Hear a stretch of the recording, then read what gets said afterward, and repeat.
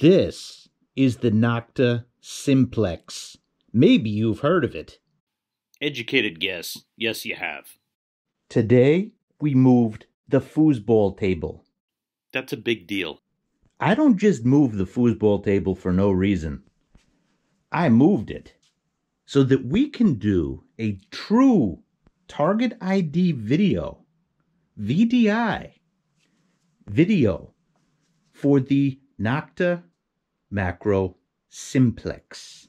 How did you spend your morning? I spent mine numbering a piece of plywood. You know that purple guy on Sesame Street? Oh, he would be extremely proud. Look at this. All the numbers from 1 all the way. Not that we're going to need past 100, but believe it or not, some detectors do go up there. I had a bounty hunter that did. But we're going to do a scale with the Nokta Makro. And we're going to measure everything from ordinary coins to treasure, found metal detecting. Over 9 years now of metal detecting treasure. Those marbles won't work. Sorry, they're glass, but these will. This is part 1 of a 2-part series. This is going to focus on American coins, and we are going to get into jewelry in part 2. It's going to be thorough, extremely thorough. Long story short, we're out of the way of pretty much as much metal as we can so that we can isolate signals. I have it in Field 1. You know what? The most common one is actually Park 1. We'll do this in Park 1. Not that the target ID is going to make that much of a difference in either of those. And what we're going to do, we're going to take objects like a silver quarter. Oh, 93. And we're going to put it on the board. All right, so we have a whole range of wheat cents. What I'm going to do for each one of these is I'm going to run them through, and I'm going to put them on the board, and I'm going to show you the range. Now, lesson number 1 to any target ID video, and this is not specific to one detector. This can be carried across the entire gamut of detectors that are on the market. Consistent coin ID, it depends on, of course, the composition of the coin. It also depends on how weathered the coin is, how eroded the coin is. In other words, if you've been detecting for a while, you've probably seen that a coin that has been exchanged a lot, then dropped into the dirt, it gets a little bit thinner than something that was freshly minted. So there's no exact every time coin target ID. I'll show you what I mean. Okay, here's a perfect example for you. This one's a little bit weathered, but you know what? A fully intact dime versus this one. See how thin that is? It becomes razor thin. This one was in the tides for a while. But watch the difference here. So let's start out with the fully intact dime. So let's 77 consistently. Now let's try this one.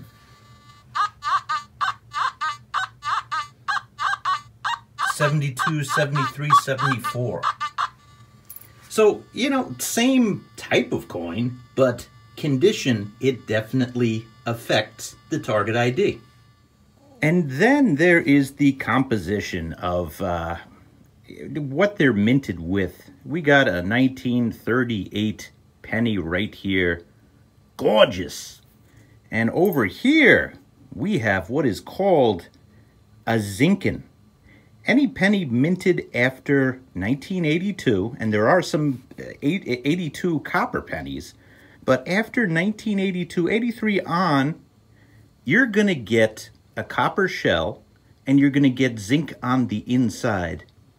These are the wild cards of target ID. Basically, they could ring up in the gold range, or they could go all the way into the low silver range. So keep that in mind. But let's actually start. We'll cover Zincolns quite a bit in this. Let's start with a bunch of wheat cents. Let's see what the range on wheat cents is. And I have a whole bunch of them ready. We're going to do at least 10. By the way, if you're learning, if you find this helpful, please consider hitting that like button and that subscribe button. It helps my channel grow. Thank you. All right, you ready for some craziness? Look at this. The range, 66, all the way up to 79. Now, I've got thousands of these, so I can't test them all. But as you can see, let's grab the lowest and the highest. Low and high. So you can see for yourself. This is pretty crazy.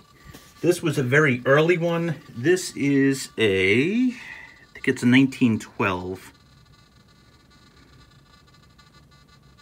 Yeah, very early one. 66, you even saw 75. And you saw an 80 in there with this one. So the moral of this story is coin conditions, it is not a across-the-board thing. There's a whole variety of conditions. And also compositions. Look at how many times over the years the pennies composition has changed. Whether we're talking about large cents, whether we're talking, and we'll get to those, but even just the Abraham Lincoln penny, there's been so many different varieties of them. Just to show you, I know that early one was ringing up so low. There's also later ones that ring up low too. But it's something that you have to know for a totally complete target ID video, which is what I'm trying to present to you. All right, it's time we go Clad quarter. And what I'm going to do actually with the pennies is I'm going to take a bunch of them off the board because we have all this. It'll get to the fun stuff. We will get to the fun stuff.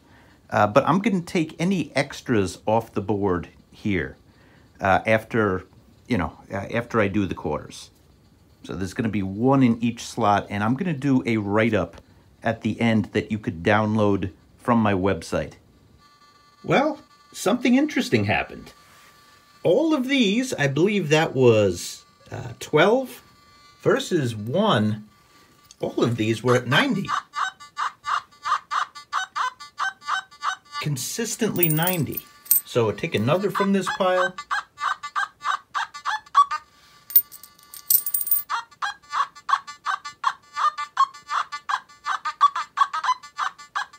Well, that one, to make a liar out of me, is 91.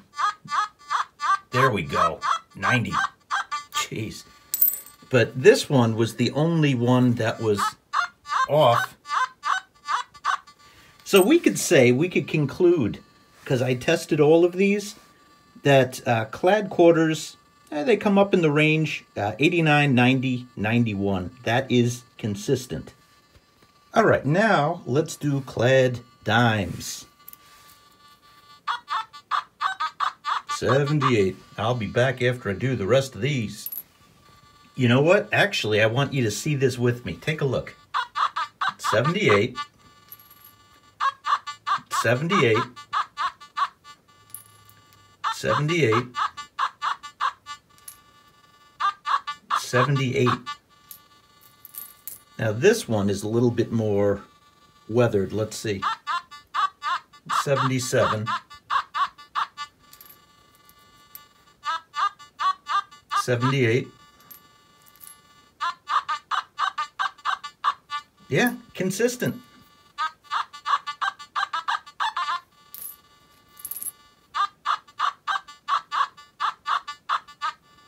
The ones that are weathered a little bit more gets a little bit lower, but for the most part, when it's Clad, and dimes really have not been changed, it is consistent. 78 is your primary number. So let's take a look at how our big board is evolving. We got the dimes in there. We got the range of pennies. I took the extra pennies out of there. Got the quarters here. And the silver quarter we did at the beginning is right there. There is a surprise, if I remember correctly. I'm going to go back to my video on the Minelab Equinox because I did this on that. I'll link to it up here. But I didn't see the same consistency with the Clad. This is interesting. All right, so now it's nickel time, and I tested it already. We're seeing a wide range in this too. And this is one that is not necessarily beaten too bad. I know it's weathered on the front, but the thickness is consistent with other nickels. 24 versus this one.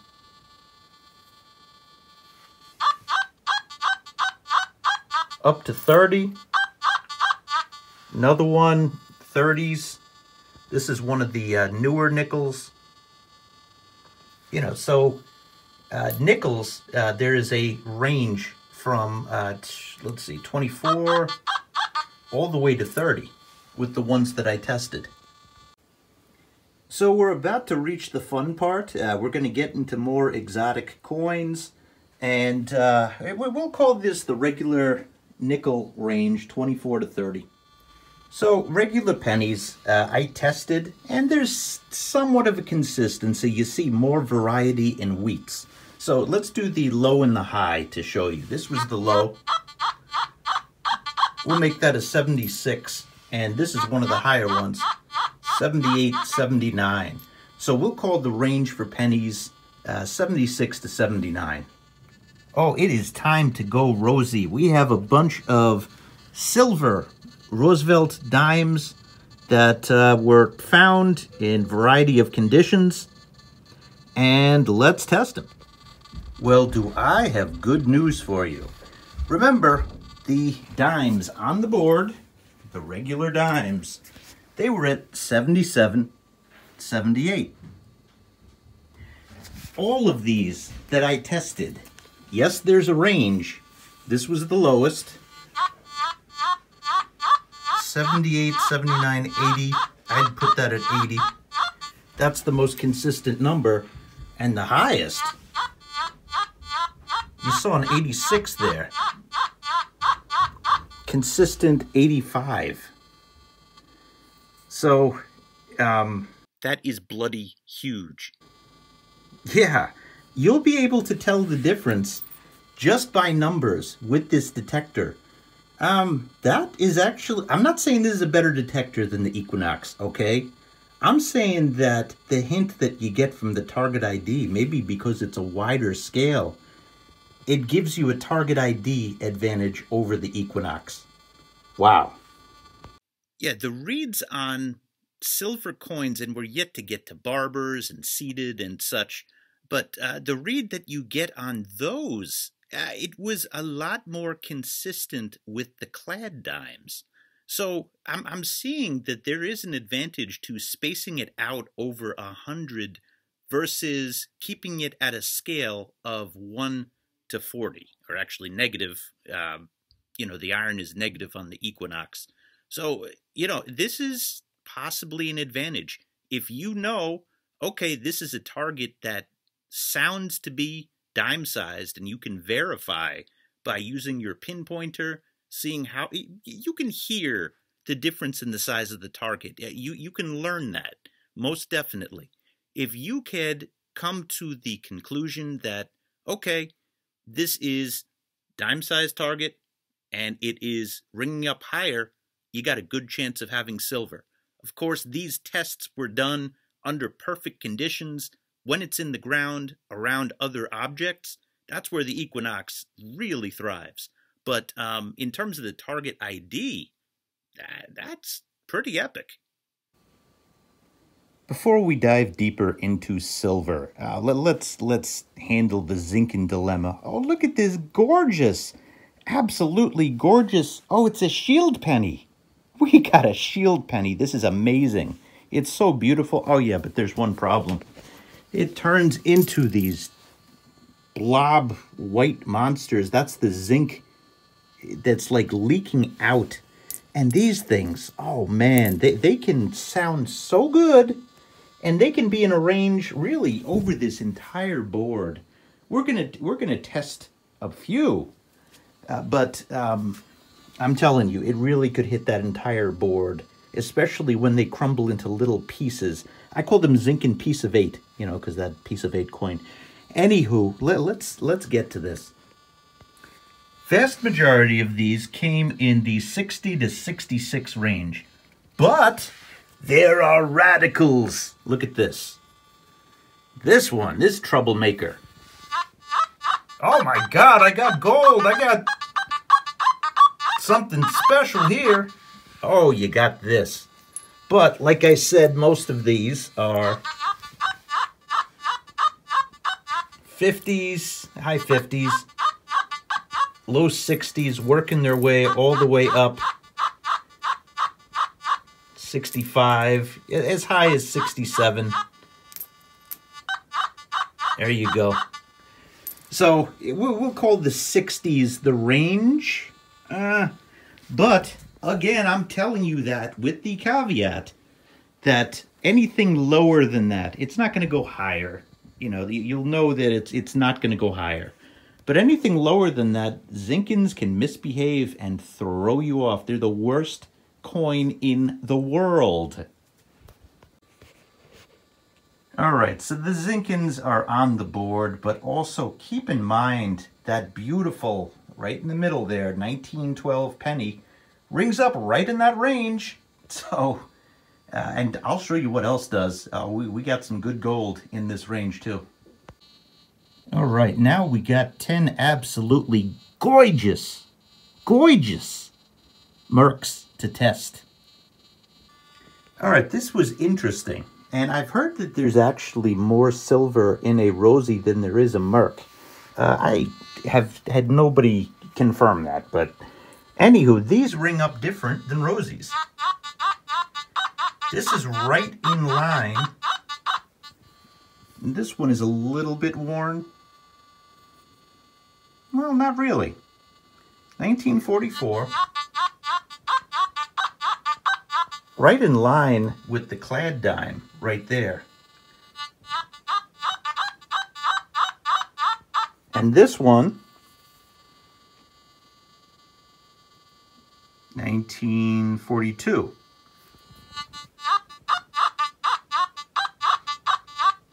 This one would be higher. So you have some that would go down, you know, and you could say, well, maybe, you know, based on the depth, you know, you would dig it. I mean, you should dig, you know, any dime signal, I suppose. But yeah, this one is a little bit less cut and dry than the Roosevelt dime. The vast majority of these were higher, though. So 79, 80, 82. You do have, you know, a whole variety of them. But I'm just saying, on the lower end of this range, it's the same thing as a Clad dime. So our big board is shaping up, and we are saying Mercs are going to be high end of Clad to a little bit higher. And Roosevelt dimes go a little bit higher than Mercs, at least of the small sample size that I tested. All right, I got to keep you on your toes. We got Washington silver quarters here. Let's see. All right, let's go.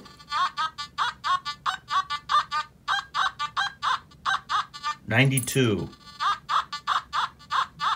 $92.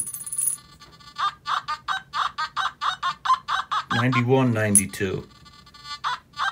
$93.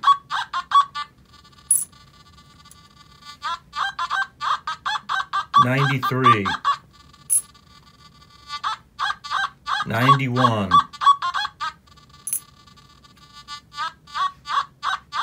$92. $92. $92. $92. $92. Well, there is your advantage right there. 92.93 is the primary range. You had a few go down to 91. This is a clad quarter. Basically, if you remember, we had 89 to 91. You could clearly divide and say, okay, this is, it divides here. Silver, a little bit higher. All right, let's do some silver war nickels.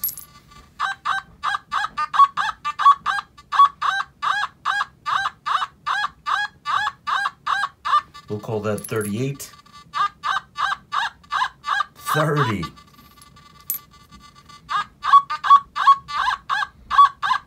30. 30. 30, 31.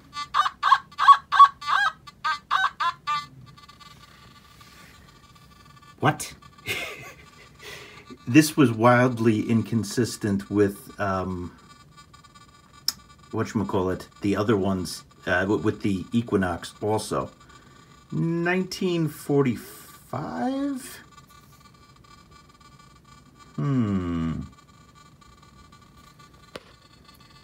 Yeah, I Googled it, and 1945, yes, that is a war nickel, so that's pretty wild. He was in the Zincoln range. 2930. 32.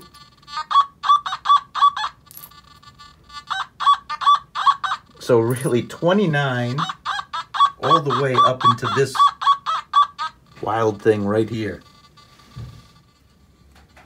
My guess on what happened with that nickel is they're supposedly, I think, 40% silver. Correct me if I'm wrong.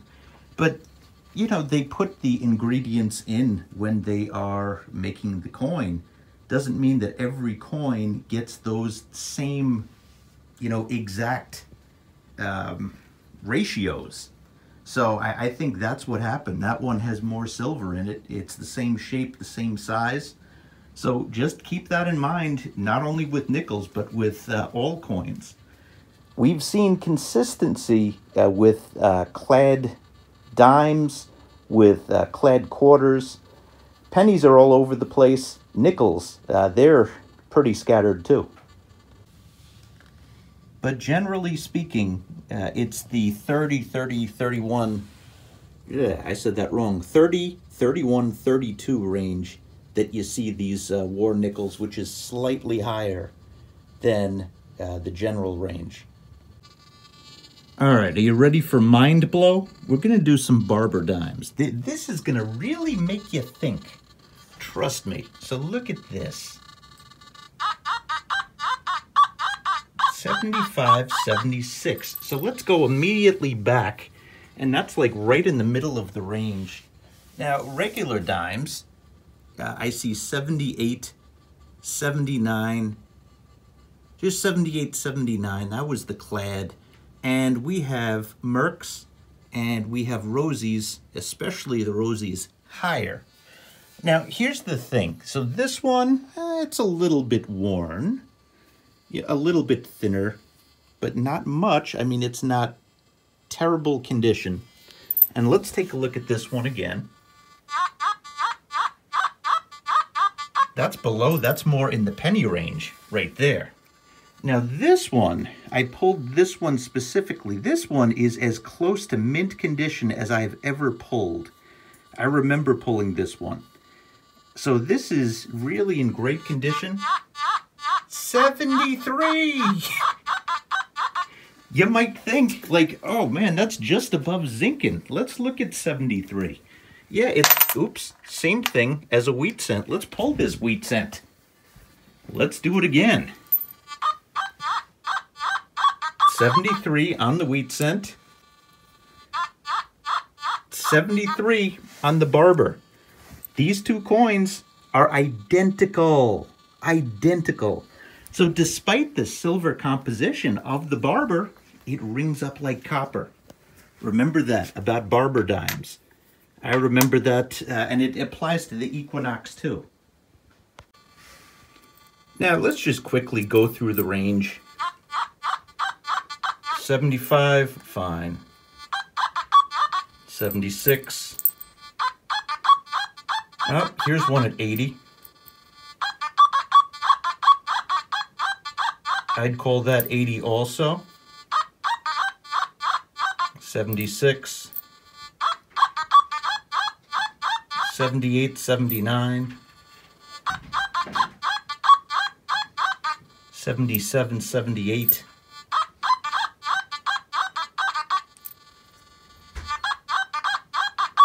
78, 79. 78. So you might think you're getting a regular Clad dime or even below that. Remember that when it comes to Barber dimes. 74. 78.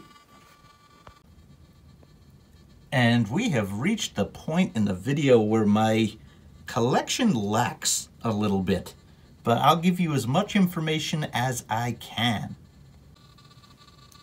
Let's start with SLQ, Standing Liberty Quarters. I've only found 7 metal detecting, so let's test these out. Let's see if they're consistent. Ooh, a little bit lower and consistent with the Clad quarter. Interesting.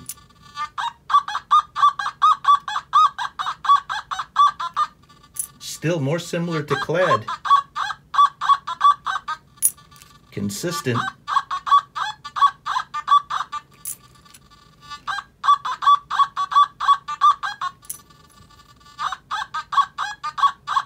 So I would say 91. That's the most frequent number that was right here. Some went down to 90, some went up to 92, but I saw a whole lot of 90s and 91s. So that's where we're going to put it on the big board. Boom shakalaka. There we go. All right, it is time to go seated dime. Let's see what we got. Ooh. Older dimes. Look like pennies. Ooh. 69. How worn is this? It's worn. But, this one is in somewhat better condition. It's thicker. Yes, that's part of it. But, and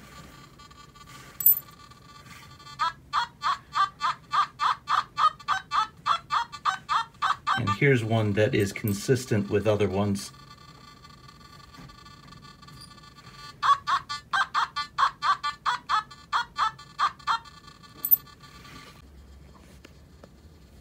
So the range for the seated, we will consider to be 69. I put that there. And we have the other seated dimes in the mid to high 70s. Okay, these are the same size and weight as Morgan dollars. One was found, this one, and these two. One was given by a friend, and one was bought. So let's see how these go.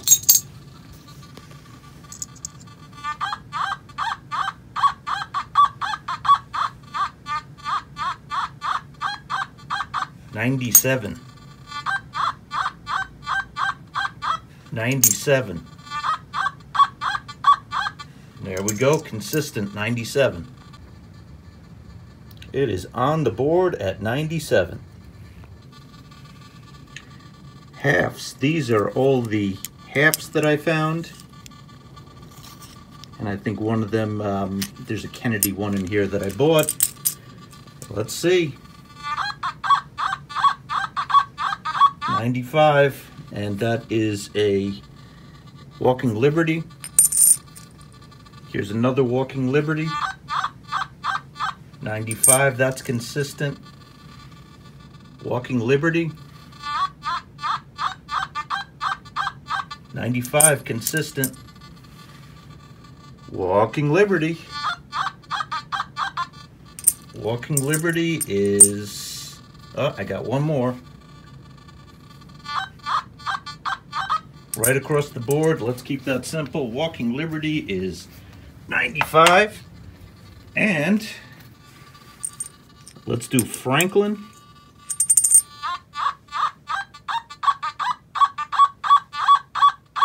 $95. $95, so that goes 95 as well. And let's do Barber half. One of my favorite finds ever.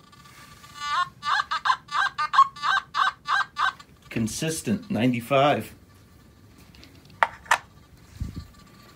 And Kennedy, I suspect this is going to be a little bit different. This is one of those, it's I think 40% silver, 1965. A little bit lower, 94. So there we go. Board is filling out. I've only found one seated quarter and Barber quarter. So let's see how those go.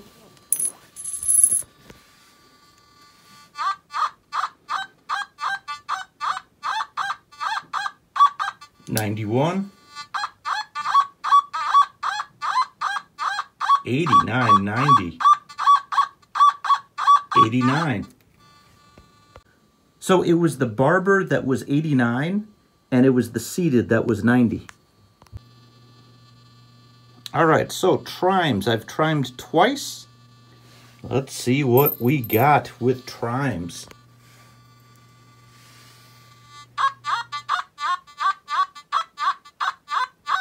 Do you hear how small that signature is? Like, it's not as long as, you know, something that's even dime-sized. So small. So we got 60, 61, 61, 62. So we're going to put it on 61 and 62. All right, Spanish reals. I've never found a capped bust coin, so we're going to skip right to Spanish reals. And this one, especially 1732, that's my perhaps my best find of all time. But you got two 1 reals and you got one 2 real, I believe. Maybe, no, it's not a half real. 1 real. Yeah, different. Anywho, let's do the two smaller ones first.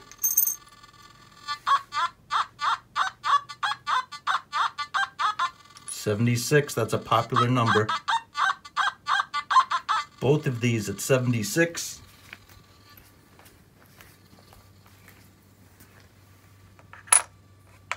Very popular number. And the bigger one, consistent, 85.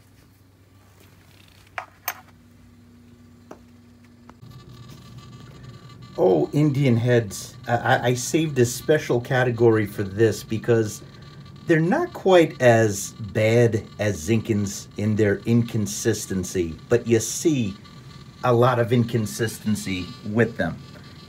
Same thing with Flying Eagles.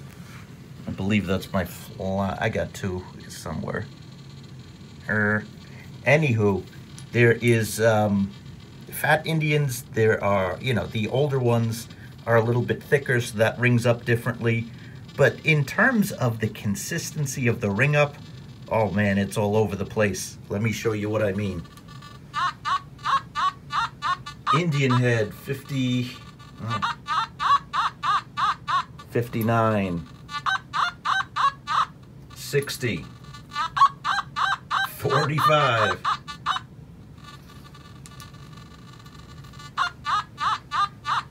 Almost 70.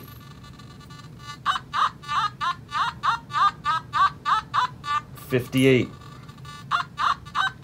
57.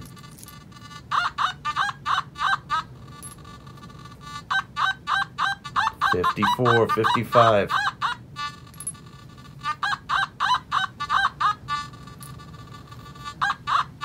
52. 50, 49.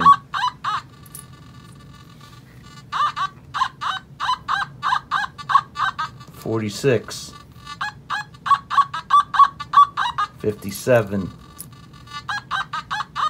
65. So, you see what I mean? It's a range from the 40s up to about 70. So it's you really can't put a solid number on these coins. It's all over the place. So we just went 45 through 67. 66, that's about the range of Indian heads. It's very wide. All right, we got a 2-cent piece here. Let's see how it rings up. 70. All right, this is a Civil War era Army and Navy token. There we go. Let's see. 70. All right, we got a bunch of large cents here. Zincons are nonsense, and these are large cents. This one is a little bit, it's a large cent also. I forget the name of it. It's a little bit thinner and flatter. It's the older variety, but the circumference is a little bit wider. We'll do that one separately. Let's do the regular large cents first. Coronet. 95. Wait. 92. 90. 90. 95. 92. So there's a range with this coin. 91.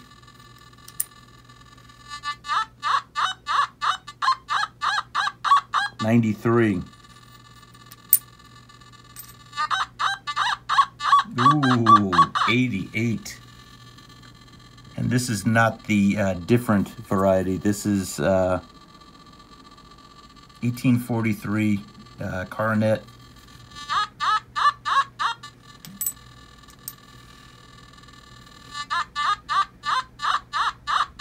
93. 94. Now for the one that is wider and thinner. 90.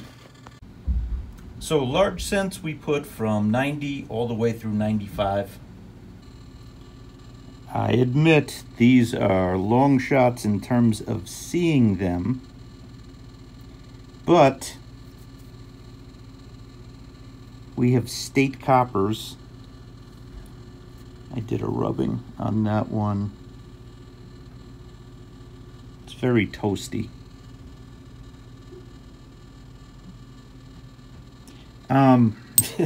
Let's call them big old coppers, okay?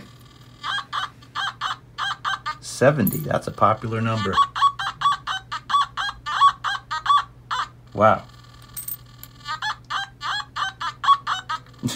Really, these are three different things. I might leave them off altogether just because we can't positively identify that. This is a Colonial French centime. 73. That we'll put on. And last but definitely not least, all hail the king. Got King George II, I believe. and